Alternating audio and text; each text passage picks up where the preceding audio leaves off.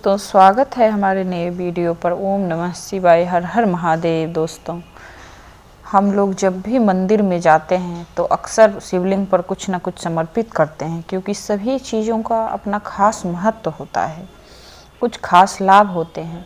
इसीलिए हम लोग भगवान भोलेनाथ को तरह तरह की चीज़ें समर्पित करते हैं।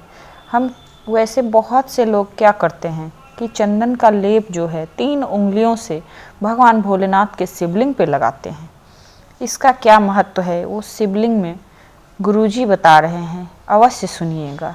आज इस वीडियो में पंडित प्रदीप जी मिश्रा बता रहे हैं कि हम जो उंगलियों से शिवलिंग पर जो चंदन लगाते हैं, लेप लगाते हैं, उसका क्या फल मिलता है।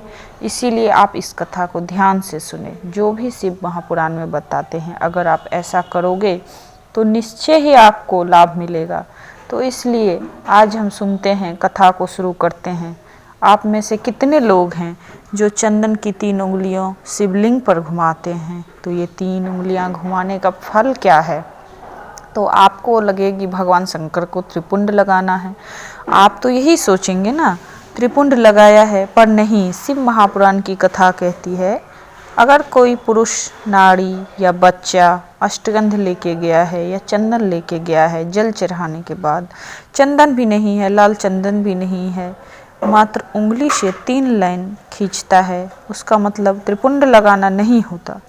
उसका मतलब होता है कि उसने एक पार्थिव शिवलिंग का निर्माण कर पूजन कर लिया है। ये फल प्राप्त होता है। उसका फल ये प्राप्त होता है कि वो पार्थिव शिवलिंग का निर्माण किया है। पर हम लोग सोचते हैं कि चंदन लगा दिया भगवान शंकर को, आपने त्रिपुंड लगाया है, वो अपनी जगह पर है। 3 उंगलियां से लाइन खींची हैं, हाथ का जो स्पर्श कर घुमाते हैं, इससे पार्थिव शिवलिंग का निर्माण का फल प्राप्त हो जाता है। विशेष जब कामना रहती है, विशेष कामना, तो आज आपका मन कर गया कि 108 चावल के दाने मैं शिव जी को चढ़ाऊँगा।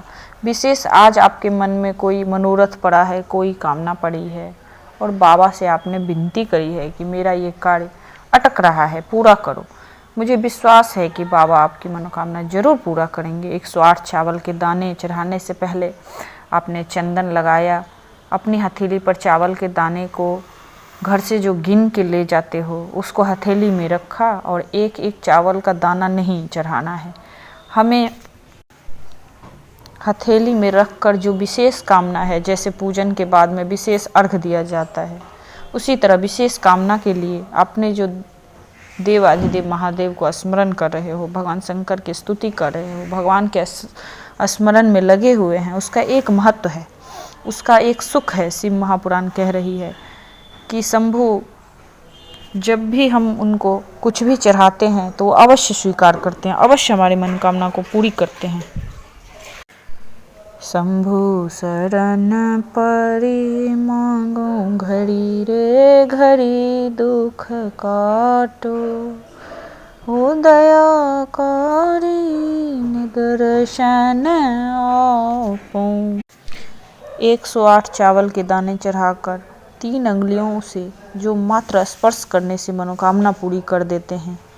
अगर आपसे शिवलिंग नहीं बनता है तो किसी मंदिर में रोज जाकर शिवलिंग का स्पर्श कर लेने से पार्थिव शिवलिंग का निर्माण का फल मिलता है। अगर आपके पास जल भी नहीं है, अगर आप मंदिर रोज जाकर के सिर्फ उंगलियों का स्पर्श भी 3 उंगलियों का कर देते हैं तो भी पार्थिव शिवलिंग के निर्माण का फल मिलता है। अगर आप रोज 1 लोटा जल भोलेनाथ को चढ़ाते हैं और 3 उंगलियों का स्पर्श कर लेते हैं तो रोज पार्थिव शिवलिंग के निर्माण का फल मिलता है। ये तो आप समझ ही गए होंगे कि 1 लोटा जल सारी समस्याओं का हल। तो आप निश्चित ही 1 लोटा जल भगवान भोलेनाथ को समर्पित करिए। इसी के साथ मैं अपनी वीडियो को समाप्त करती हूँ। हर हर महादेव। श्री शिवाय नमस्तुभ्यम। धन्यवाद।